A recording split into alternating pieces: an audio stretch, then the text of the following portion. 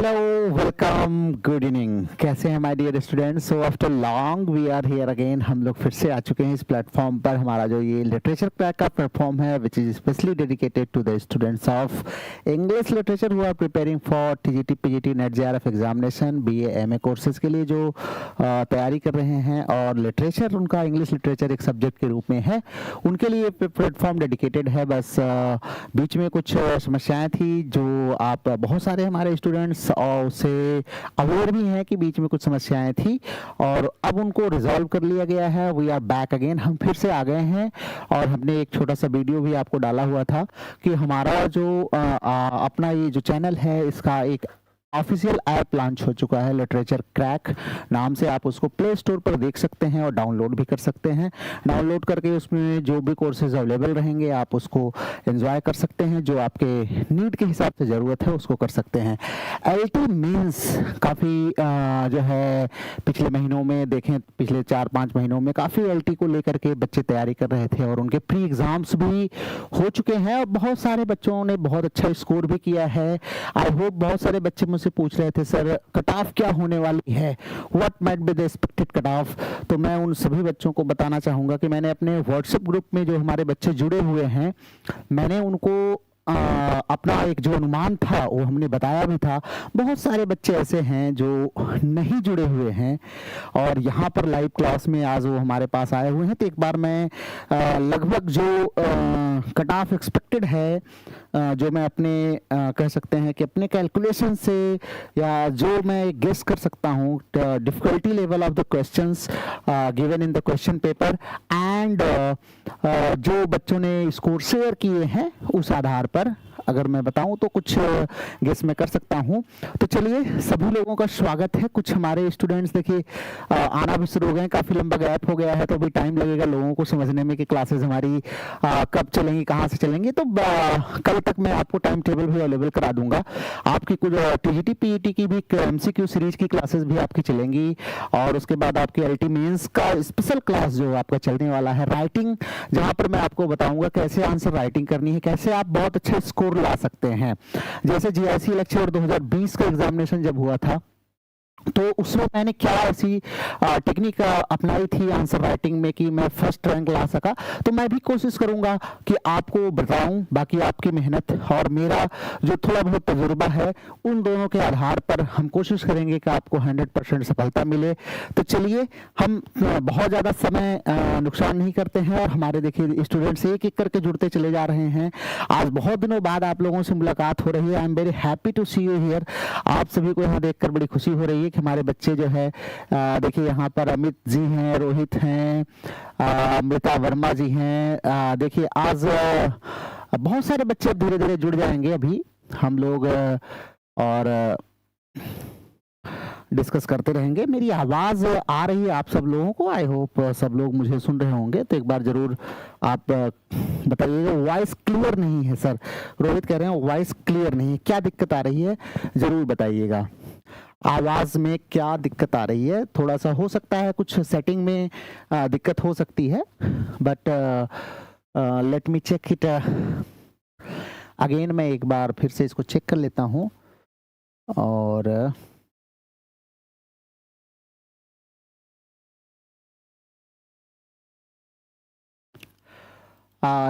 You all can tell me. अब आप लोग बताइएगा कैसी आवाज़ आ रही है। थोड़ा सा मैं सेटिंग्स सेट हो जाएंगी, काफ़ी दिन बाद हम लोग इस पर फिर से आए हुए हैं तो कहीं ना कहीं अगर देखें तो फिर से उन सब कुछ चीज़ों को सेट करने का एज यू ऑल नो कि मैं बहुत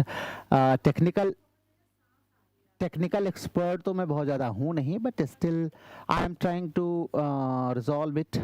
मैं इसको रिजॉल्व करने की कोशिश कर रहा हूँ फिलहाल। चलिए फिर से हम लोग आई थिंक अब क्लियर होगा। एक बार बताइएगा आप लोग कि आवाज़ सही आ रही है। चलिए, गुड इवनिंग, गुड इवनिंग। देखिए बीके सिंह जी भी आ गए हैं, गुड इवनिंग। ठीक है, चलिए कोई बात नहीं है, धीरे धीरे हम लोग फिर से आ जाएंगे बैक टू यू नो। एक बार हम फिर से चेक कर लेंगे इसको। होती है थोड़ा बहुत एरर तो होता ही रहता है, लेकिन ज़्यादा दिक्कत होगी तो आप बताइएगा, हम उसको फिर से सेट करेंगे। तो चलिए आइए हम लोग एक बार कट ऑफ की बात कर लेते हैं। कट ऑफ जो है कहाँ जा सकती है, कितनी रह सकती है?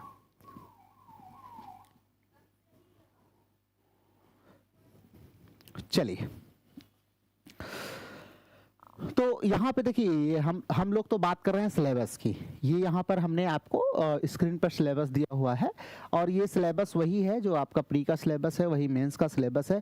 इसमें क्वेश्चंस कैसे आएंगे इस पर भी हम डिस्कस करेंगे। हर एक यूनिट को हम धीरे धीरे करते चले जाएंगे। तो आइए देर नहीं करते हैं, एक बार हम फटाफट इसको देख लेते हैं। तो चलिए सबसे पहले हम यहाँ पर आपको बताते हैं कि क्या हमारी कट ऑफ रह सकती है। तो हमारे ग्रुप में जो बच्चे जुड़े हुए हैं, व्हाट्सएप ग्रुप में हैं, उनके लिए मैंने जो बताया था कि जो मेरे हिसाब से कट ऑफ हो सकती है जनरल की, जो कट ऑफ होगी जनरल की, मुझे ऐसा लगता है कि जो कट ऑफ होनी चाहिए कुछ बहुत ज़्यादा भाई बहुत ज़्यादा कुछ अनएक्सपेक्टेड अगर नहीं होता है, तो जहाँ तक मुझे गेस है कि जनरल की कट ऑफ वो 72 से 78 के बीच में रहने वाली है। इसी के आसपास कुछ कट ऑफ होनी चाहिए जनरल की। ये आप लोग नोट कर लीजिए।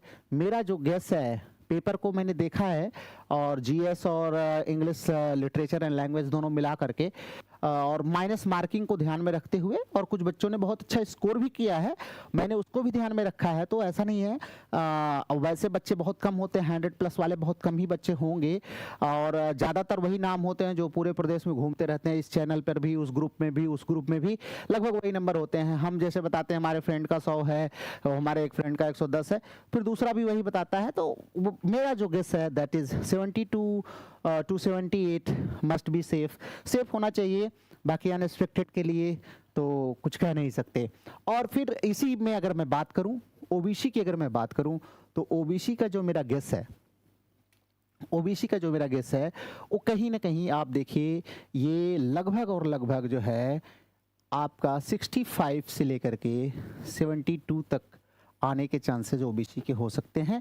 और यही आपका लगभग ईडब्ल्यूएस का भी रहेगा, 65 से 72 तक ईडब्ल्यूएस का भी रहेगा। एससी की भी कट ऑफ ऑलमोस्ट यही जाने वाली है, 62 से लेके 68 तक मैं बताऊंगा आपको। और एसटी की कट ऑफ तो काफ़ी नीचे जाएगी, ये 40 के आसपास आएगी एसटी की कट ऑफ। तो मुझे जहाँ तक लगता है कि ये लगभग जो है आपका कट ऑफ रहने वाला है। बाकी सबके अपने अपने कैलकुलेशंस हैं। आप और बहुत सारे लोग जो है आज सोशल मीडिया का ज़माना है, ऑनलाइन प्लेटफॉर्म्स बहुत सारे हैं, बहुत सारे टीचर्स हमारे पढ़ा भी रहे होते हैं और वो लगातार लगे हुए हैं, वो भी गेस कर रहे होते हैं, वहाँ से भी आप देख सकते हैं। लेकिन जहाँ तक मैं अपने माइंड से कैलकुलेट कर पा रहा हूँ और सोच पा रहा हूँ, ये कट ऑफ लगभग इसी के आसपास जाने वाली है। तो इस रेंज में जो भी बच्चे आ रहे हैं उनको मैं ये जरूर कहूँगा कि वो अपनी प्रिपरेशन शुरू कर दें मेंस की। इंतजार ना करें रिजल्ट का, रिजल्ट आपका 10 मार्च तक आएगा। 10 मार्च तक रिजल्ट आने के भी चांसेस हैं। जहाँ तक मुझे लगता है कि होली के आसपास आपके 2-4 दिन पहले या 1 हफ्ते बाद इसी के आसपास आपका रिजल्ट आएगा। तो आपका रिजल्ट भी 10 मार्च तक है और आपके मेंस की डेट्स भी क्लियर हो गई हैं। आप अपनी तैयारियां शुरू कर दीजिए, तैयारियों में अपनी कमजोरी मत करिए। रिजल्ट किसी का हो सकता है कि ना भी क्लियर हो, तो नॉलेज तो उसके पास रहेगा ही, आगे भी एग्ज़ाम देना, ऐसा तो है नहीं। ये जीवन का आखिरी एग्ज़ाम है और ज्ञान की कोई सीमा नहीं होती, ज्ञान की कोई एक परिधि में बांट नहीं सकते हम, ना बांध नहीं सकते। हमें क्या करना है, हमेशा सीखते रहना है। हम लर्निंग फेज़ में हमेशा रहना चाहिए। बीइंग अ टीचर मैं भी हमेशा लर्निंग फेज़ में ही रहता हूँ। ऐसा नहीं है कि मैं अपने आप को बहुत कंप्लीट मानूँ, परफेक्ट मानूँ, और कभी इंसान कोई हो भी नहीं सकता है। तो लर्न तो आप कर ही रहे हैं, तो लर्न करते रहिए। एग्ज़ाम डेडिकेटेड होकर, फोकस्ड होकर के आप लर्न करते रहिए, अपने मेंस को टारगेट बना करके लर्न करते रहिए। इसीलिए काफ़ी एक लंबे ब्रेक के बाद फिर से मैं आया हूँ कि मेंस में कुछ मैं आपकी मदद कर सकूं। तो चलिए, ये तो रही कट ऑफ की बात। यहाँ पर देखिए स्टूडेंट्स हमारे और भी बच्चे यहाँ पर आ गए हैं जो जुड़े हुए हैं। अब सही वॉइस है सर जी, वॉइस है, ओके ठीक है, चलिए बहुत अच्छी बात है। Thank you very much. Sahib Singh is saying happy birthday to you sir. Thank you everyone for your warm wishes. आप लोगों ने, बहुत सारे बच्चों ने हमारे जो है वो विशेस दी हैं बर्थडे की, तो थैंक यू एवरीवन। और इसीलिए मैंने सोचा था 2 फेब जो है एक नई शुरुआत मैं करता हूँ फिर से। थोड़ा बीच में थोड़ा सा हेल्थ एंड अदर इश्यूज़ की वजह से क्लासेज आपकी रुक गई थी। तो ये तो हमारा जो है कट ऑफ रहा है, जो मैं गेस कर पा रहा हूँ। फिलहाल जो होगा वो सामने आ जाएगा, लेकिन आप पढ़ते रहिए, अपनी पढ़ाई को मत छोड़िए। देखिए एक चीज़ जान लीजिए, आपको मैं सब, हमारे जितने भी यहाँ स्टूडेंट्स हमसे जुड़े हुए हैं, जो भी मुझे ये लाइव देख रहे हैं और वो एक कंपटीटर हैं, मैं आपको एक चीज़ बता दूँ, हारिए नहीं, मन से कभी मत हारिए। दुनिया बहुत परेशान कर सकती है आपको, लेकिन अगर आप मन से नहीं हारे हैं तो अंततः आप जीतेंगे जरूर, ये जान लीजिएगा। तो मन से मत हार मानिए, पढ़ते रहिए और अपनी तैयारी को जारी रखिए। आइए एक बार हम लोग सिलेबस पर डिस्कस कर लेते हैं कि सिलेबस हमारा जो मेंस का होगा वो सिलेबस तो वही है, लेकिन क्या कैसे क्वेश्चंस आएंगे, बहुत सारे बच्चों के मन में डाउट रहता है, वो पूछते भी हैं कि सर क्या करूं, कैसे करूं ना। तो देखिए मैं जहां तक आपको बहुत सिंपल तरीके से डिफाइन करके आपको बताऊंगा, मेंस की मैं प्रैक्टिस भी कराऊंगा। मैंने जो ऐप लिया है, मेरा मेन पर्पज़ वही है कि वहां पर ऐप में आपको टेस्ट का एक जो है पोर्टल मिलेगा, जहां से आपको मैं टेस्ट भी हर हफ्ते या 10 दिन में आपको एक टेस्ट पेपर दूंगा बना करके, और उसकी एक आंसर राइटिंग के लिए एक टाइम फिक्स रहेगा, कितने टाइम में आप उसका पीडीएफ बना करके जमा कर देंगे, और उस पीडीएफ को इवैल्यूएट करके मैं आपको बताऊंगा कि आप लगभग कहां तक पहुंच रहे हैं, और आपकी रैंकिंग वगैरह भी हम उस टेस्ट में जारी करेंगे, कितना बेहतर आप कर पा रहे हैं और आपकी तैयारी कैसे कैसे धीरे धीरे आगे बढ़ रही है।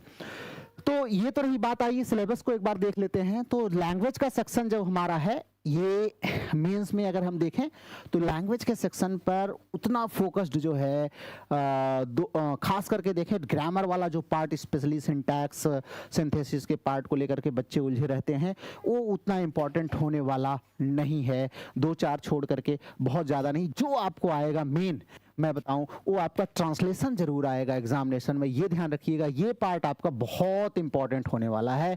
हिंदी से इंग्लिश, इंग्लिश से हिंदी, ये मान के चलिए मेंस में आपको एक एक पैराग्राफ आना ही है, ये आपको निश्चित रूप से पूछा जाएगा। लेटर राइटिंग भी आपको और डायलॉग राइटिंग भी देखने के लिए आपको लिखने के लिए दिया जाएगा। ये भी आपके लिए बहुत इंपॉर्टेंट एक पार्ट बनेगा, जहां पर आपकी तैयारी अच्छी होनी चाहिए। कुछ क्वेश्चंस आपके वर्ड फॉर्मेशन वगैरह से भी क्वेश्चंस जरूर देंगे। वर्ड फॉर्मेशन से खास करके, जैसे आपको एडजेक्टिव बनाना, उसके बाद एडवर्ब बनाना, नाउन से कैसे बनेगा, ये सारी चीज़ें आपको वर्ड फॉर्मेशन से जरूर आपको बताएंगे। और पार्ट्स ऑफ स्पीच से उतने बहुत ज़्यादा क्वेश्चंस नहीं आएंगे। तो ये एरिया जो है खास करके स्पेसिफिकली देखें तो आपको फोकस करना है।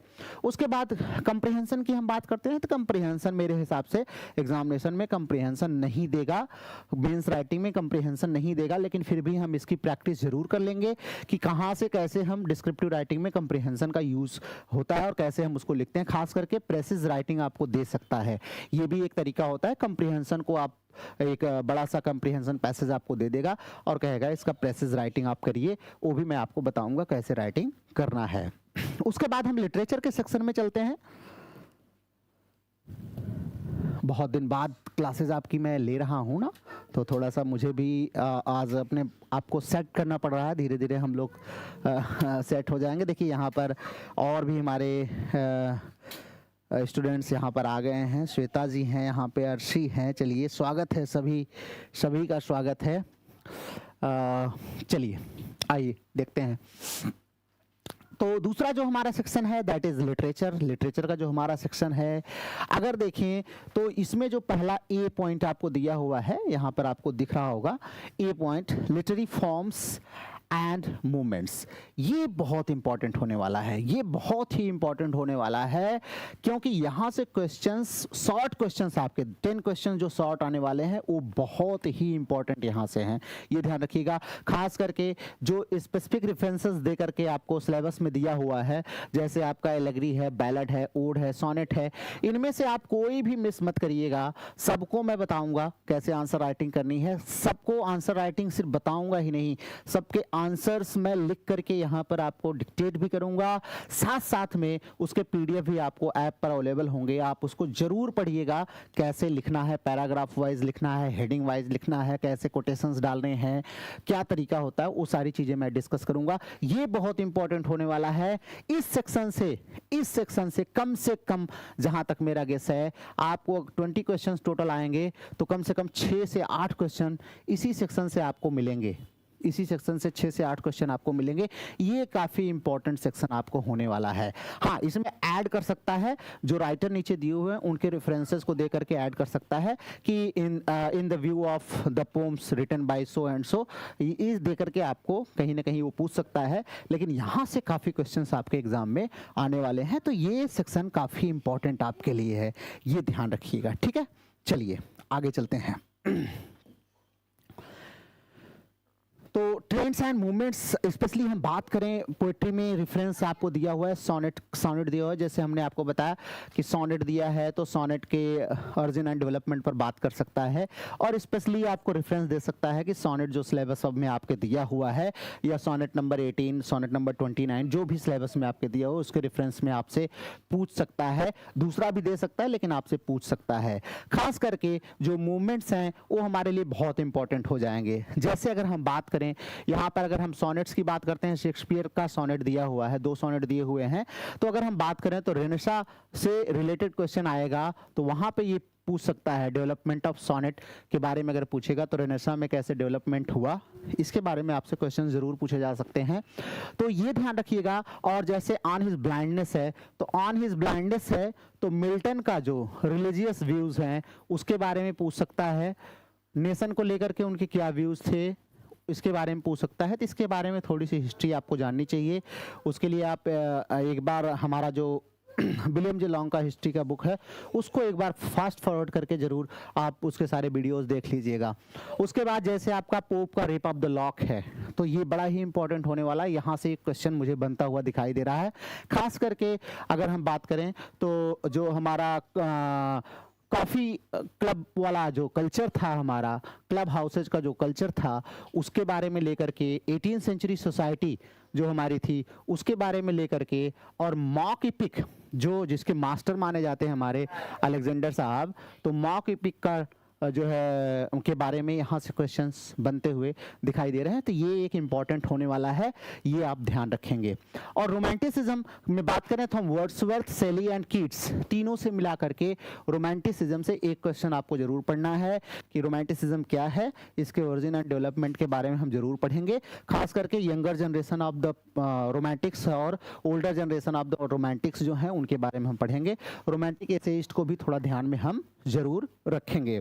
उसके बाद हम आएंगे, धीरे से पहुंचेंगे आगे की तरफ हम बढ़ेंगे, तो हम आएंगे विक्टोरियन इरा में, जहां पर हमें बहुत ही फेमस टेनिसन जैसे राइटर मिलेंगे। तो ये भी इंपॉर्टेंट है कि टेनिसन को हम विक्टोरियन रिप्रेजेंटेटिव पोएट क्यों कहते हैं, विक्टोरियन रिप्रेजेंटेशन था क्या, विक्टोरियन कंप्रोमाइज क्या है, उसके बारे में हम जानेंगे। साइंस और रिलीजन का कॉन्फ्लिक्ट क्या था वहां पर 1859 में जो बुक आई, और उसने जो एक प्रकार से कह सकते हैं आउटब्रेक हुआ एक माइंडसेट में लोगों के, कि कैसे जो है धर्म की तरफ से लोग विमुख होते चले गए, इंडस्ट्रियलाइजेशन बहुत तेजी से ग्रो कर रहा था, उससे रिलेटेड क्वेश्चंस यहां पर विक्टोरियन कॉन्फ्लिक्ट भी पूछा जा सकता है आपसे।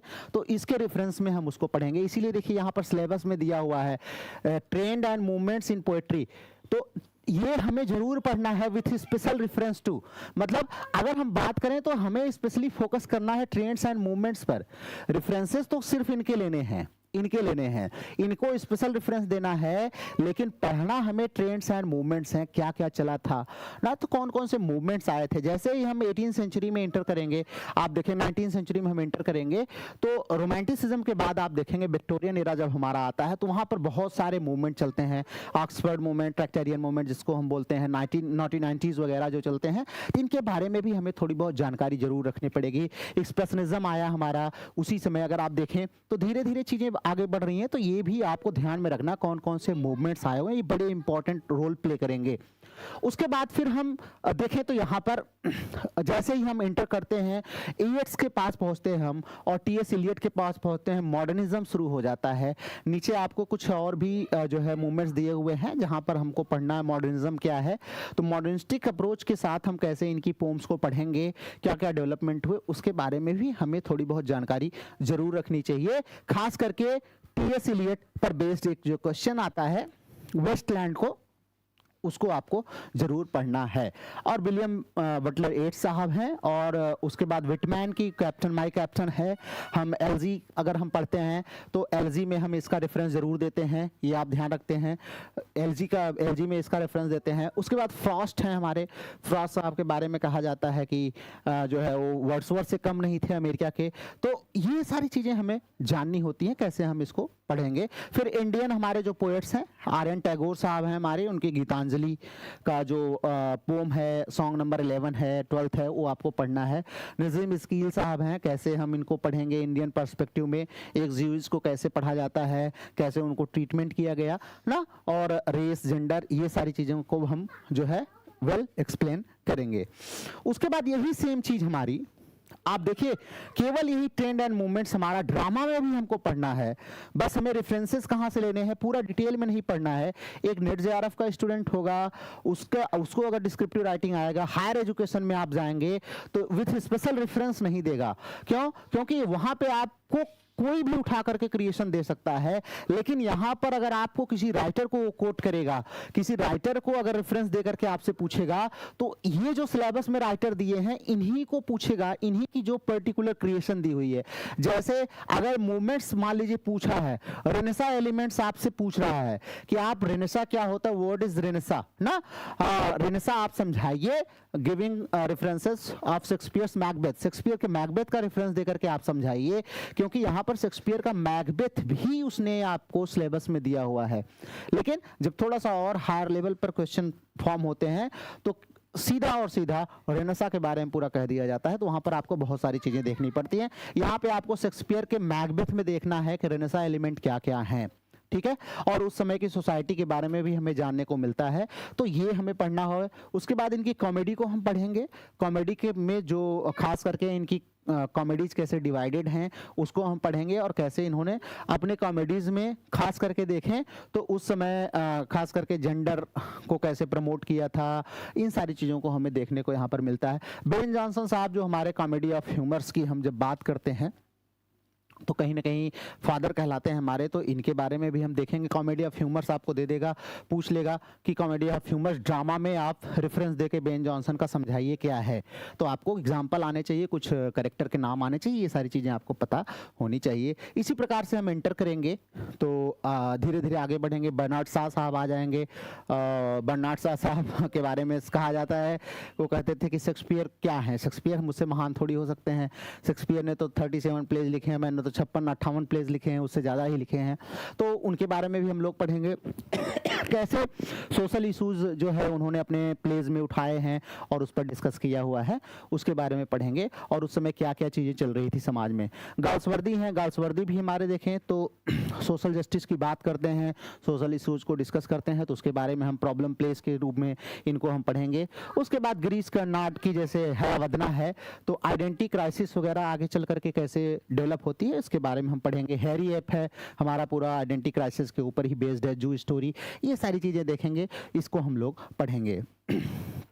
देन प्रोज एंड फिक्शन में भी सेम चीज अप्लाई होगी। आप सब लोग ऑलरेडी आपने सबने प्री की तैयारी की हुई है, लेकिन आपको ये पता होना चाहिए कि मेंस में आपको लिखना है, इसलिए स्पेसिफिक क्वेश्चंस पर ही मैं डिस्कस करूंगा, और मेरा टारगेट ये रहेगा कि मैं जो क्वेश्चन डिस्कस करूंगा आप तैयार करेंगे। ज़्यादातर क्वेश्चन अगर बहुत इधर उधर नहीं हुआ तो आप उसी से कर लेंगे, और आपको एग्जाम दे के आएंगे, काफ़ी आपको अच्छा फील होगा कि हाँ हम तैयारी करके गए थे और हमने बहुत अच्छा किया हुआ है।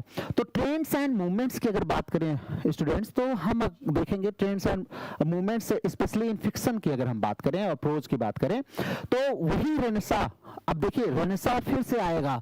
देखिए मूवमेंट्स, ट्रेंड्स ये आपके साथ हमेशा चलेंगे।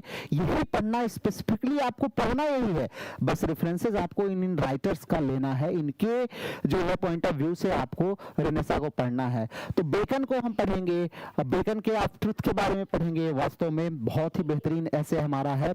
एडिसन साहब हमारे हैं, उसके बाद स्पेक्टेटर क्लब, जैसे हमने आपको बताया क्लब का कल्चर डेवलप हो रहा है, आगे चल के काफी हाउसेस का डेवलपमेंट हो रहा है, उसके बारे में हम पढ़ेंगे, इन सबको पॉइंट ऑफ व्यू रख करके।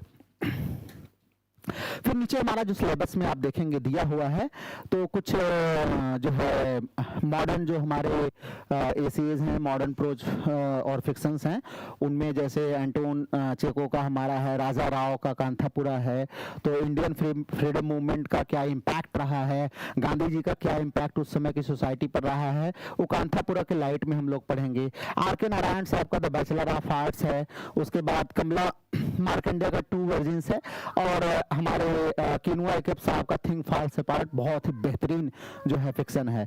उसके बाद पोस्ट मॉडर्न लिटरेचर हमारा है, post modern literature, colonial literature और post colonial literature, Indian writing in English. ये देखिए इंडियन राइटिंग एंड इंग्लिश की अगर हम बात करें तो इस पे मैं आपको 2-3 क्वेश्चन, केवल 4 क्वेश्चन करा दूंगा, लॉन्ग में भी करा दूंगा, शॉर्ट में भी करा दूंगा, उतना आपके लिए एनफ होगा, ये ध्यान रखिएगा।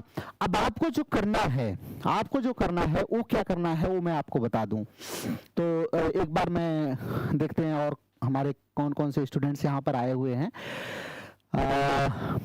सर मेंस के पर्पस से कॉन्सेप्चुअल क्लासेस लीजिए। हाँ, कॉन्सेप्चुअल क्लासेस NM 1 2 3 4 5 आप जो भी हैं, इट्स बीइंग लॉन्ग, हम भूल भी गए हैं, बट जो है राइटिंग आपकी चेक कैसे हो पाएगी, हम बिल्कुल इसीलिए हम ऐप लेकर के आए हैं, और ऐप में बेटा वहां पर सेक्शन आपको दिया हुआ है टेस्ट का, वहीं पर हम पेपर आपको डालेंगे, और वहीं पर आपको लिमिटेड टाइम में 2 घंटे 2.5 घंटे का जो भी टाइम होगा, वो हम आपको उतना ही लिमिटेड टाइम देंगे, उतने में जिनका PDF सबमिट हो जाएगा वो एक्सेप्ट होगा, बाकी एक्सेप्ट नहीं होगा। फिर उसको हम चेक करेंगे 1 हफ्ते 10 दिन में, प्रिंट निकाल करके और चेक करके फिर हम आपके स्कोर्स को वहां पर बताएंगे कि आप कितना स्कोर कर रहे हैं, और जिसमें कुछ कमियां होंगी उसको भी हम कोशिश करेंगे 1 to 1 सॉल्व करने की। तो प्रोज एंड फिक्शन हो गया। उसके बाद ये कुछ मूवमेंट्स हैं, मॉडर्न पोस्ट मॉडर्न लिटरेचर। देखिए ये बहुत बड़ा सेक्शन है, लेकिन इसमें आपको परेशान होने की जरूरत नहीं, कुछ कॉमन चीजें हैं जो जिस पे आपको 7-8 क्वेश्चन मैं कराऊंगा, वो आपके लिए बहुत पर्याप्त होगा, उतना ज्यादा आपको परेशान होने की जरूरत नहीं है। अब यहाँ पर बात आती है कि राइटिंग में हम ऐसा क्या करें, क्या लिख दें, हम क्या लिख दें कि हमारा जो है नंबर बहुत अच्छा है लोगों से और दूसरे की अपेक्षा। देखिए सबसे बड़ी चीज, एक तो चीज ये होती है, फैक्ट आपके पास होने चाहिए, बिना फैक्ट के राइटिंग हो नहीं पाएगी, ध्यान रखिएगा, फैक्ट तो जरूर चाहिए, लेकिन केवल और केवल फैक्ट से काम नहीं चलेगा। क्यों? क्योंकि एक अच्छा एग्जामिनर जो होगा वो हमेशा आपकी क्रिएटिविटी देखता है, आपके अंदर सृजनात्मकता कितनी है, क्रिएटिविटी कितनी है, वो चेक करने की कोशिश करता है। आप एक टीचर बनेंगे, इसके बाद आप सिलेक्ट होंगे, आप बच्चों को पढ़ाएंगे, तो आपके अंदर कितनी क्रिएटिविटी है, आप रट के गए आपने लिख दिया ना, ये मैटर नहीं करता है, आपने समझा क्या, अपनी लैंग्वेज में उसको लिखिए। तो कभी भी मैं आपको बताऊं, लैंग्वेज को बहुत ज्यादा सोफिस्टिकेटेड करने की, बहुत ज्यादा आप सोचें कि अपने पेडेंसी दिखाइए, बहुत ज्यादा पांडित्य प्रदर्शन करिए, जो है ये लैंग्वेज में मेरे हिसाब से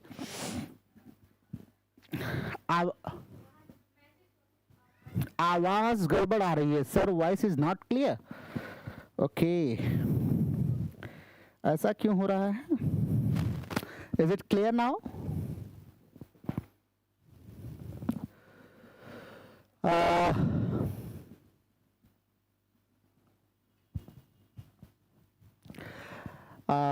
Thank you very much, Deepak Dinkar ji. Thank you very much. कोई बात नहीं है, आवाज एक बार आप लोग फिर से बताइएगा, आवाज में क्या गड़बड़ी हो जा रही है। आज काफी दिन बाद actually, to be very honest जो है, मैं बताऊं ऑनेस्टली कि बहुत दिन बाद ये सिस्टम ही ऑपरेट हुआ है, बहुत दिन बाद। आपको मैंने मैसेज के थ्रू भी बताया था कुछ समस्याएं हैं जिसकी वजह से आपकी क्लासेस नहीं ली जा रही थी, और मैं अपने ऐप पे भी काम कर रहा था, उसको भी अरेंज कराना था, वो सब फाइनली हो चुका है। अब आपकी क्लास के नंबर आ गए, मेहनत करने का नंबर आ गया, सिलेक्शन का आपका नंबर आ गया है। तो बिल्कुल परेशान ना होइए, मैं पूरा आपका साथ दूंगा यहाँ पर। तो मैं बात कर रहा था कि ये जो पोस्ट मॉडर्न लिटरेचर है, पोस्ट मॉडर्न लिटरेचर में भी आपको मैं कुछ क्वेश्चन जरूर करा दूंगा, जहां से आपको आंसर राइटिंग में काफी आराम मिलेगा। उसके बाद कॉलोनियल लिटरेचर है, post colonial literature, Indian writing, इन सब से आपको कम से कम 3-3 क्वेश्चन, 4-4 क्वेश्चन मैं आपको कराऊंगा, जो आपको काफी हेल्प करने वाले हैं आंसर राइटिंग में। उसके लिए जरूरी यहां पर हम बात कर रहे थे कि लैंग्वेज की हम बात कर रहे थे, बहुत इसके चक्कर में न पड़ी। बहुत सारे स्टूडेंट्स हमारे जो होते हैं उनको लगता है कि हम कितनी सोफिस्टिकेटेड लैंग्वेज लिख दें, कितना टफ से टफ वर्ड हम यूज कर दें। देखिए बेटा, आप एक चीज जान लीजिए, जो टीचर आपकी कॉपी चेक करेगा ना, लर्नेड होगा, वो कोई ऐसे हमारे गांव की लैंग्वेज में कहते हैं आंडू पांडू थोड़ी ना होगा। आप उसको लैंग्वेज में मात दे पाओगे, एटलीस्ट आप तो नहीं दे पाओगे मात, जो है इस लेवल पे जो तैयारी कर रहे हैं, ये मतलब होंगे बहुत सारे अच्छे अच्छे बच्चे हैं हमारे, लेकिन ये आप जरूर उम्मीद कर सकते हैं कि लैंग्वेज में आप कहना क्या चाहते हैं वो अंडरस्टूड होना चाहिए। आप एक स्टूडेंट को समझाएंगे, आप उसको पढ़ाएंगे। सपोज करिए हम बात करें कि बैलेट पर आपको आंसर राइटिंग आ गया। अब आपको बैलेट पर आपको ये नहीं कि मैं चबराम को उतार के आपने रख दिया तो आप एक बहुत अच्छे टीचर हो जाएंगे, नहीं। आप बच्चों को बता रहे हैं तो कैसे आप समझा पाएंगे, ये आपको राइटिंग में देना है। एग्जामिनर को ये समझाना है कि I am going to be a teacher and I do deserve this post, मैं इस पोस्ट को डिजर्व करता हूं भाई, ये देखिए मैं ऐसे पढ़ा दूंगा बच्चों को। वहां पर ये नहीं दिखाना कि I am writer, I am going to write a book ना। जो प्रिपरेशन करने वाले उसके लिए मैं बुक लिखने नहीं जा रहा हूं, बल्कि I am going to be teacher for the students of 6th 7th 8th 9th 10th 11th 12th up to 12th मान सकते हैं। 12th तक के बच्चों को मैं पढ़ाऊंगा, इससे ज्यादा आपसे एक्सपेक्टेशन नहीं की जाती है। तो यहाँ नहीं कि आप पूरा आपने एमएच ब्राम, कडन और एमआर हबीब से उठाया और पूरा कोटेशन पे कोटेशन पूरा रख दिया, नहीं। आप कितना बेहतरीन तरीके से समझा सकते हैं, कैसे आपको फैक्ट्स पता हैं, छोटे से फैक्ट्स को लेकर के आप एक स्टूडेंट को कैसे समझा सकते हैं, ये राइटिंग की टेक्निक होनी चाहिए। एक चीज का जरूर आप ध्यान रखिएगा स्टूडेंट्स, मैं बता दूं, बहुत सारे बच्चे यूनिवर्सिटी कल्चर हमारा जो चलता है, यूनिवर्सिटी कल्चर में कहा जाता है कि पेज को काउंट करके, पेज की मोटाई देख करके, जितना मोटा किन्ने के बाद पेज आएगा उस हिसाब से नंबर देते हैं। यहाँ पे ऐसा बिल्कुल मत करिएगा, नहीं तो कहीं दिखेंगे नहीं, रोल नंबर आएगा नहीं। ध्यान रखिएगा, क्यों? क्योंकि नेगेटिव मार्किंग होगी, वर्ड लिमिट को एक्सीड नहीं करना, ये ध्यान रखिएगा। तो प्रैक्टिस आपकी, इसीलिए मैंने सबसे पहले कहा फैक्ट होना चाहिए। ऐसा नहीं केवल कहानी आप बना रहे हैं। यूनिवर्सिटी एग्जाम्स में हम लोग कॉपी चेक करने जाते हैं तो बच्चा उसी चीज को घुमा के 4 बार लिखता है। जैसे वो उसके दिमाग में आ गया कि बैलेट के बारे में उसने लिखा कि बैलेट वर्ड जो है बेलारे से लिया हुआ है, वही आगे चल के फिर से दो लाइन बाद फिर से वही दोहराएगा, 2 लाइन बाद फिर। ऐसा मत करिएगा, ऐसा करेंगे नंबर आपके कट जाएंगे। वर्ड को एक्सीड नहीं करिएगा। अगर आपको 150 वर्ड्स में कहा है लिखने के लिए तो 150 वर्ड्स को एक्सीड मत करिए। अब आप कहेंगे कि सर वहां पर उसी बीच में हम वर्ड कैसे काउंट करेंगे? वर्ड काउंट नहीं करना आपको। आप एक एवरेज होता है, एक एवरेज होता है। एवरेज क्या है कि आप एक, आपकी राइटिंग की, हर स्टूडेंट्स की, हर एक राइटर की एक अपनी स्टाइल होती है। वो राइट करता है, उसको पता है कि हमारे पेज की लाइन इतनी बड़ी है, इसमें 8 से 10 वर्ड आएंगे, तो 8 से 10 वर्ड आएंगे। अगर हमें 200 वर्ड्स का लिखना है या 150 का लिखना है तो हम 15 लाइन लिखेंगे, 15 लाइन, या बहुत करेंगे 16 लाइन लिखेंगे, इससे ज्यादा हम नहीं लिखेंगे। तो ये आपको गेस करना, इसी में आंसर को कंप्लीट करना है, ये ध्यान रखिएगा। सारी चीजें इसी में समझा लेनी है। पता चला कहानी आपने, जैसे मैं एग्जांपल दूं आपको, सोनेट है। चलिए आइए हम आपको एक दूसरे पेज पे ले चलते हैं जहां पे हमने आपके लिए कुछ छोटा सा एक एग्जांपल सेट करके रखा हुआ है कि कैसे आप राइटिंग करेंगे, उसके बारे में हम लोग देख लेते हैं स्टूडेंट्स। चलिए मैं आपको दिखाता हूं।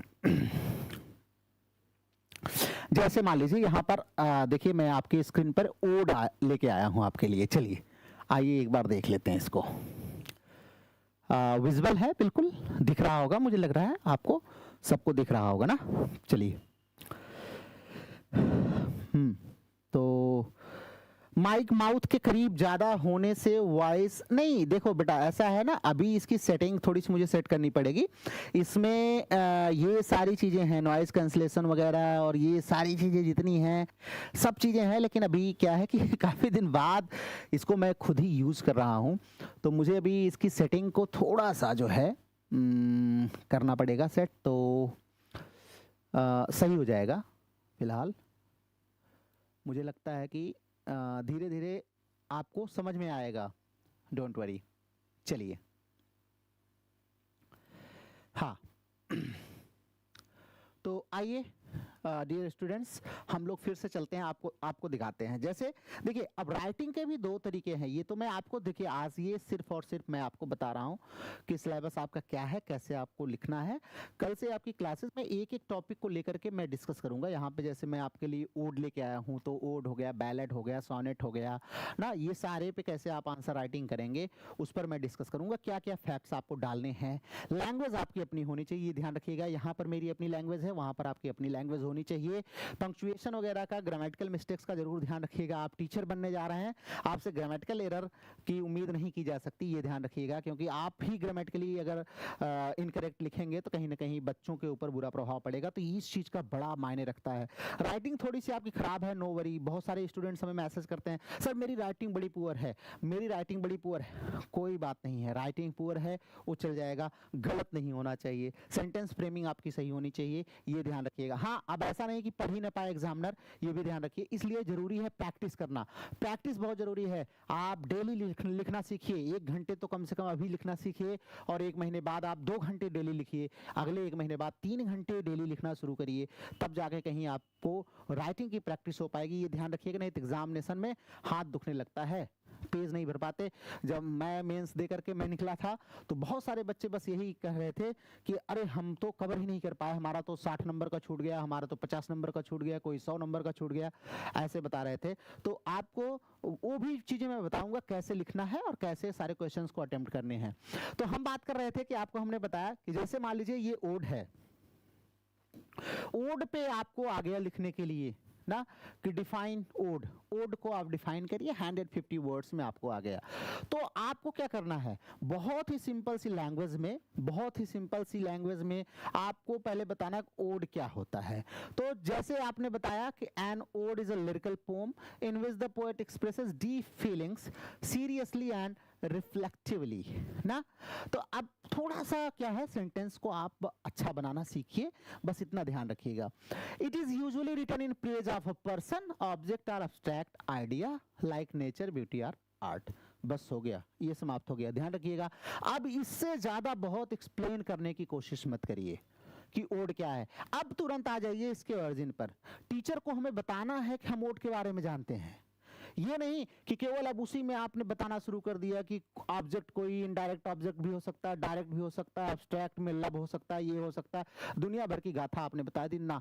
ऐसा मत करिए। टीचर इतना समझ में आ गया उसके कि हाँ, आप एब्स्ट्रैक्ट आइडिया कोई पर्सन ऑब्जेक्ट हो सकता है जिसको प्रेज किया जाता है, रिटन प्रेज होता है, नॉर्मली यही हमारा ओड होता है ना। प्रेज सॉन्ग भी हम इसको बोलते हैं, प्रेज सॉन्ग भी बोलते हैं, आप ये भी लिख सकते हैं।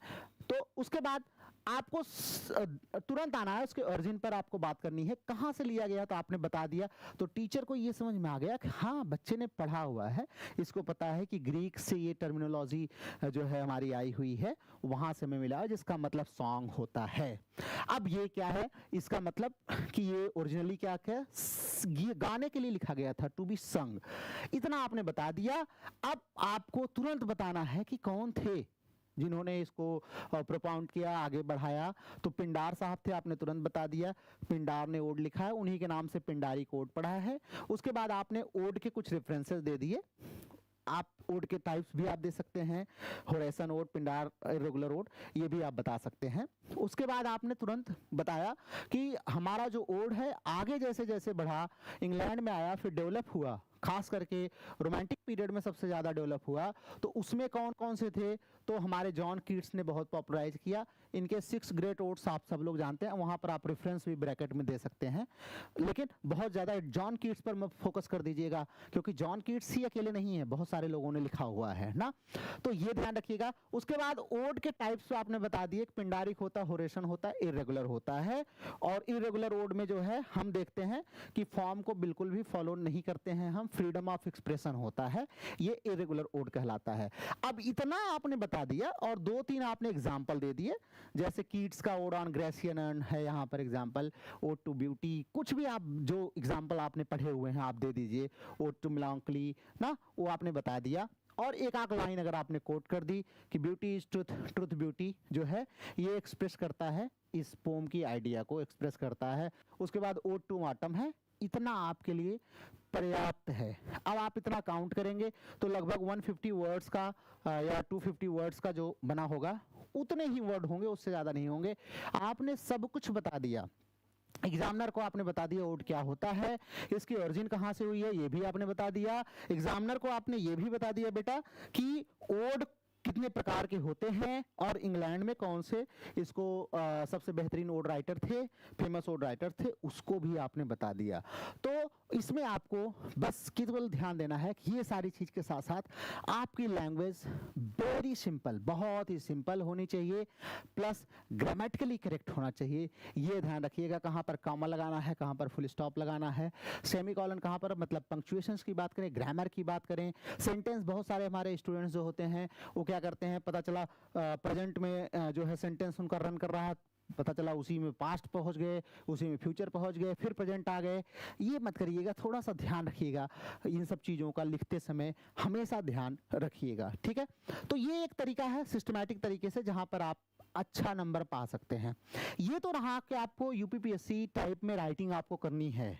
दूसरा, राइटिंग बहुत सारे टीचर्स भी बताते हैं यूनिवर्सिटी लेवल पर, तो ग्रेजुएशन लेवल पे यूनिवर्सिटी में अगर हम देखें तो हम हेडिंग वाइज भी लिखते हैं। तो हेडिंग वाइज भी बहुत सारे बच्चे प्रेफर करते हैं, उनको लगता है कि हम ज़्यादा हाईलाइट कर सकते हैं, कर भी सकते हैं और करते भी हैं, डिपेंड करता है आपको एग्जामिनर कैसा मिल गया। हो सकता है हेडिंग बहुत पसंद करने वाला एग्जामिनर मिल जाए, तो इसको आप हेडिंग वाइज भी लिख सकते हैं। जैसे ओड आ गया तो ओड आपने यहाँ पर ये आपने लिखा तो आपने सिंपल सा आपने लिख दिया डेफिनेशन, आपने सिंपल में लिख दिया डेफिनेशन, एक हेडिंग आपकी हो गई डेफिनेशन की, तो ये हो गया आपका डेफिनेशन। उसके बाद यहाँ पर दूसरा हो गया आपका ओरिजिन, आपने ओरिजिन लिख दिया कहाँ से आया हुआ है। तीसरा आपने लिख दिया जो है इसका डेवलपमेंट, ओरिजिन के बाद आपने तीसरा पॉइंट बना दिया डेवलपमेंट। हाँ, तो यहाँ पर आप देखिए लिखा भी है the ode developed slowly and reached maturity, तो यहाँ पर आप डेवलपमेंट भी लिख सकते हैं। उसके बाद चौथा आपने लिख दिया टाइप्स, आपने टाइप्स लिख दिया, आपको टाइप्स मिल गए। टाइप्स में भी आपने, आप चाहे टाइप्स को भी पॉइंट वाइज पेज भरना होता है, यूनिवर्सिटी एग्जाम नहीं, ध्यान रखना वर्ड लिमिट का ध्यान रखना है। इसलिए बहुत ये परेशान मत होना कि बहुत ज़्यादा मैं अगर 200 का वर्ड का कहा है 500 लिख करके मैं ज़्यादा नंबर पा जाऊंगा, बिल्कुल नहीं, उल्टा पड़ जाएगा दांव। तो आपने टाइप्स लिख दिया, आपने तीनों टाइप्स आपने बता दिए। अगर आपको लगता है कि ये 500 वर्ड में पूछ लिया है, अब आपके पास कंटेंट नहीं है, तो आप थोड़ा सा इलेबोरेट कर दीजिए कि पिंडार जो थे, पिंडारी कोड थे, इसके 3 मूवमेंट्स होते थे, हाँ ये सारी चीजें। आप होरेशन था, होरेशन ओड में होरेस जो थे उन्होंने ओड को किया, इरेगुलर ओड खास करके किसने पॉपुलराइज किया, अब्राहम कॉले वगैरह का नाम आप, ये सारी चीजें आप वहां पर डिफाइन कर सकते हैं अगर वर्ड लिमिट आपको बढ़ानी है तो। लेकिन उसके लिए आपके पास नॉलेज होनी चाहिए, नहीं नॉलेज होगी तो घुमा फिरा के वही बार बार पिंडार पिंडार पिंडार, और वो भी कहेगा इसको 0 दे करके पिंड छुड़ाओ जो है ना। उसके बाद आपका जो है एग्जाम्पल्स, आप चाहें तो एक दे सकते हैं फेमस एग्जाम्पल्स या फेमस राइटर्स करके, आप चाहें तो यहाँ पर कीट्स की कुछ रचनाओं के नाम, सेली का आप लिख सकते हैं, उसके बाद वर्ड्सवर्थ ने भी लिखा है, उसके बाद कॉलरीज ने भी लिखा है रोमांटिक्स में, अब्राहम काले वगैरह का आप लिख सकते हैं। ये आप कुछ एग्जाम्पल्स भी चाहें तो दे सकते हैं अगर वर्ड लिमिट बढ़ानी है आपको तो, अदरवाइज बहुत रिक्वायरमेंट नहीं है। 1-2 नाम लेकर के, 1-2 राइटिंग का नाम दे करके बस आप उत्ते पे चुप हो जाइए, और लास्ट में आप कंक्लूजन चाहे तो लिख सकते हैं, नहीं चाहे तो कोई जरूरत नहीं है, बस लास्ट में 2 लाइंस लिख करके आप वहां पर आंसर, आपका ये क्वेश्चन का आंसर समाप्त हो जाएगा। तो ये क्वेश्चन अगर आपका इस तरीके से आप लिखेंगे, तो अगर ये क्वेश्चन आपका 10 नंबर का है तो आई एम डैम श्योर कि आपको 7 से 8 नंबर मिल जाएंगे। 7 से 8 नंबर बहुत होते हैं भाई कॉम्पिटिटिव एग्जामिनेशन में। अब कुछ चमत्कार किसी के साथ हो जाए तो नहीं कह सकता, 7 से 8 नंबर यूपीपीएससी में बहुत होते हैं, ध्यान रखिएगा। तो निश्चित रूप से हाँ, 2 चीजों का ध्यान रखना है, ग्रामेटिकली करेक्ट होना चाहिए, थोड़ा सा राइटिंग कोशिश करिए कि अच्छी हो, अभी से राइटिंग प्रैक्टिस आप शुरू कर दीजिए। तो हम ऐसे क्वेश्चंस आपको बना करके लाएंगे, ध्यान रखिएगा। ऐसे कम से कम आपको डेली 3-4 क्वेश्चन हम करवाएंगे। आपके एग्जाम तक आते आते 200 से 300 क्वेश्चंस आपको तैयार ऐसे करवा देंगे, जहां से आपको मान के चलिए 10-15 क्वेश्चन तो मिल ही जाएगा। और 10-15 क्वेश्चन आपने सही से लिख दिए ना, एग्जाम में कल्याण हो गया आपका, ये ध्यान रखिएगा। ठीक है, चलिए आइए आगे चलते हैं। जैसे इसी टाइप से हमने आपके लिए एग्जाम्पल बैलेट का बनाया हुआ है। आप चाहें तो इसको हेडिंग वाइज भी लिख सकते हैं। बैलेड की डेफिनेशन आपने लिख दी कि एक नरेटिव पोम होती है that tells a story in a very simple and direct manner, आपने बता दिया। और ये उसके बाद आपने ओरिजिन बता दिया कि फ्रेंच के जो है बैलेडी से आया हुआ है, जो कि खुद जो है बलारे वर्ड से आया हुआ है लैटिन के, जिसका मतलब डांस होता है, आपने बता दिया। उसके बाद आपने इसके डेवलपमेंट के बारे में बात कर ली, इसके मूवमेंट्स के बारे में बात कर ली, इसमें क्या थीम होती है। आप चाहें तो थीम भी लिख सकते हैं, जैसे आपको करना है। आपके पास कंटेंट होना चाहिए। उसके बाद बैलेड स्टैंजा, आपको मैंने बैलेड स्टैंजा भी पढ़ाया हुआ है। बैलेड स्टैंजा क्या होता है वो आप बता दीजिए, और उसकी राइमिंग क्या होती है आपने बता दिया। टेट्रामीटर फॉलोड बाय ट्राईमीटर, यही हमारी लाइन होती है। उसके बाद कुछ आपने एग्जाम्पल दे दिए, जैसे बाद में चाइल्ड के जो बैलेड्स हैं, उसके बाद हमारे पर्सी साहब हैं, उन्होंने बैलेड को ओ किया, ये आप बता सकते हैं। ठीक है, रोमांटिक एरा में देखें वर्ड्सवर्थ कॉलरिज जैसे राइटर हैं, इन्होंने जो है बैलेड लिखा हुआ है, तो ये सब आप नाम वहाँ पर दे सकते हैं। तो इस प्रकार से आप आंसर राइटिंग करेंगे। ठीक है, तो आज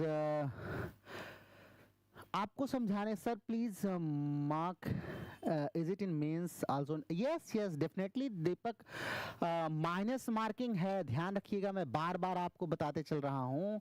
माइनस मार्किंग है और बड़ी तगड़ी माइनस मार्किंग है, 1/3 की है, शायद 1/3 की है, ध्यान रखिएगा। तो नेगेटिव मार्किंग है, इसको कभी मत भूलिएगा। देयर इज नेगेटिव मार्किंग है। ठीक है, तो चलिए ये तो रही बात, हमने कर ली, आपको थोड़ा सा समझा दिया। अब आइए जो है हम बात कर लेते हैं कि अभी आपको क्या करना है।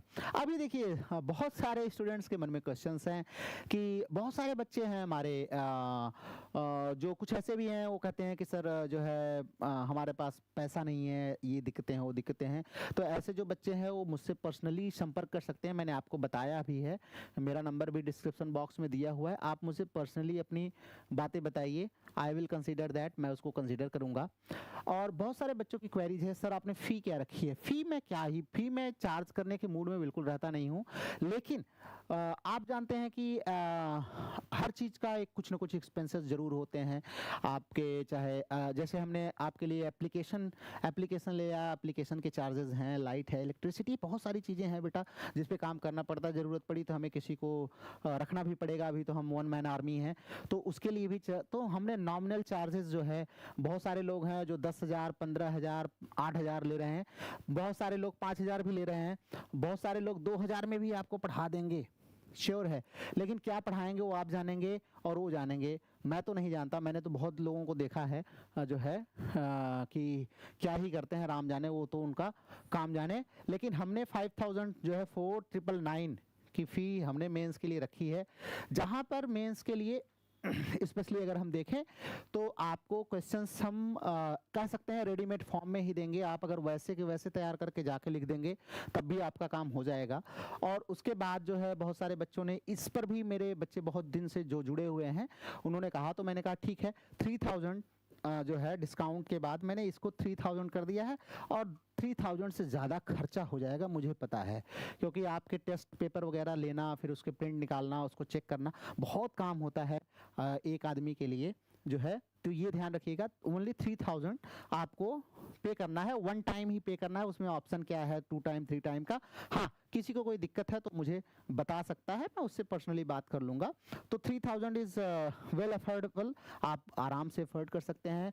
आप 10,000 15,000 जो कंटेंट दे रहे हैं, मैं गारंटी सब तो यूज़ नहीं करूँगा, लेकिन कोशिश ज़रूर करूँगा कि उनसे बेहतर ही दूँ और बेहतर दूँगा भी। ये मैं जानता हूँ कि मैं जो जिस हिसाब से मेहनत करता हूँ, डेडिकेशन मेरा एक रहता है बच्चों के लिए, जितना कर सकूँ बेहतर कर सकूँ।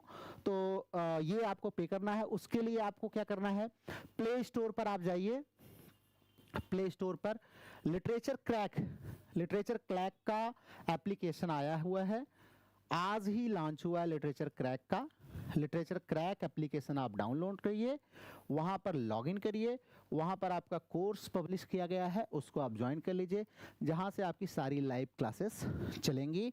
वहाँ पे आपको इन सब का पीडीएफ भी वहीं पे आपको मिल जाएगा, पीडीएफ भी आपको वहीं पर मिल जाएगा, जहाँ से आप अपनी तैयारी कर सकते हैं। तो लिटरेचर क्रैक आप डाउनलोड कर लीजिए इसको जो है। और लिटरेचर क्रैक का अपना इंस्टाग्राम चैनल भी है, वहाँ पे भी हम आपको कुछ ना कुछ अपडेट ज़रूर देते रहेंगे छोटे छोटे।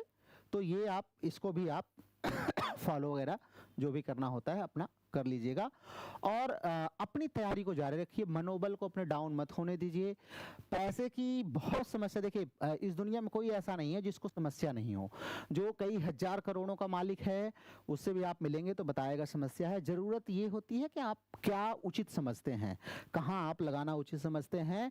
बहुत ज़्यादा एडवर्टाइज वगैरह मेरा अपना नहीं है ना, उसका बहुत ज़्यादा मैं वो रखता हूँ बहुत ज़्यादा एडवर्टाइज करूँ। हाँ ये है चूंकि समय की मांग है कि बच्चों तक अगर पहुँचना है तो थोड़ा बहुत तो आपको लोगों को बताने के लिए आना पड़ेगा ऑनलाइन पे कि हाँ भैया हम भी ये काम करते हैं और हम उनसे बेहतर तरीके से करते हैं और हम उनसे कम दाम में करते हैं और ज़्यादा बेहतर तरीके से करते हैं। तो ये तो रही आपके लिए जानकारी। तो अब आपको बिल्कुल भी देरी नहीं करनी है, आप जाइए प्ले स्टोर पर और तुरंत अपना लिटरेचर क्रैक एप्लीकेशन डाउनलोड करिए। वहाँ पर आपको आने वाले समय में बहुत सारे कोर्सेज जो आपके हैं सब अवेलेबल मिलेंगे। यूनिवर्सिटी के भी कोर्सेज मिलेंगे, आपके एलटी एग्जामिनेशन के भी, जीआईसी। हाँ एक सूचना आपके लिए ये है कि जीआईसी लेक्चरर का जो एग्ज़ाम है, जीआईसी लेक्चरर का, एलटी की बात नहीं कर रहा हूं मैं, जीआईसी लेक्चरर का जो एग्ज़ाम है इसके भी एमसीक्यूज हम शुरू करने वाले हैं। उसके बाद टीजीटी का हमने बहुत सारा एमसीक्यू करा दिया है, जो बचा हुआ है एमसीक्यू वो हम कराने वाले हैं, प्लस पीजीटी के भी एमसीक्यूज आपके चलेंगे।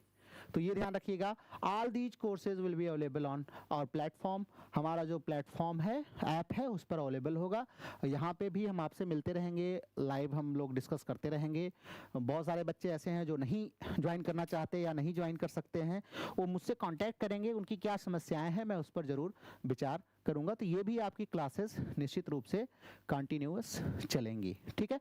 तो चलिए आज के लिए बस इतना ही। आज शुरुआत थी, काफ़ी दिन बाद मुलाकात हुई आप लोगों से। आप लोग ज़रूर कमेंट करके वीडियो के बाद ज़रूर बताइएगा कमेंट सेक्शन में कि आज आपको क्लास कैसी लगी है, आप क्या चाहते हैं। ज़रूर अपने देखिए अपने व्यूज़ ज़रूर दिया करिए, अपने सजेशंस ज़रूर दिया करिए। हमें सजेशंस क्या करते हैं, हमें आपके सजेशन से अपने आप को करेक्ट करने में मदद मिलती है। इसलिए नहीं सजेशन चाहिए, सजेशन अपने आप को करेक्ट में, हर इंसान में गलतियां होती हैं, उन गलतियों को करेक्ट कर सकते हैं हम। 10 लोगों से सीखते हैं, जो बेहतर होता है उसको हम अडॉप्ट करते हैं। तो ज़रूर अपने व्यूज़ शेयर करिएगा, अपने कमेंट्स वगैरह लाइक जो भी है एक्सेट्रा आप ज़रूर करते रहिएगा। ऐप को डाउनलोड करके वहाँ पर मिलिए। तो लेट्स मीट यू अगेन, कल आपसे फिर हमारी मुलाकात होगी और हम आपको टाइम टेबल भी अपलोड कर देंगे कि कितने बजे से आपकी क्लासेस ऐप पर चलने वाली हैं। तो वहाँ पर आप लोग टाइमली ज्वाइन कर लीजिएगा। हाँ ऐप पर ध्यान रखिएगा, live classes automatically recorded form में आपके पास अवेलेबल रहती हैं, जब भी आप चाहेंगे उसको आराम से सुन पाएंगे, ठीक है। तो सी यू देन, कल आपसे फिर मिलते हैं। तब तक के लिए सभी को नमस्कार, शुभ रात्रि। अच्छे से पढ़िए, मेहनत करिए, कॉन्फिडेंट रहिए। जिंदगी खत्म नहीं होने वाली एक एग्जाम से, और एक एग्जाम ही नहीं है, यही जिंदगी है। ये सोच के आप पढ़ाई करिए, निश्चित रूप से पार होंगे। तो चलिए शुभ रात्रि सभी को।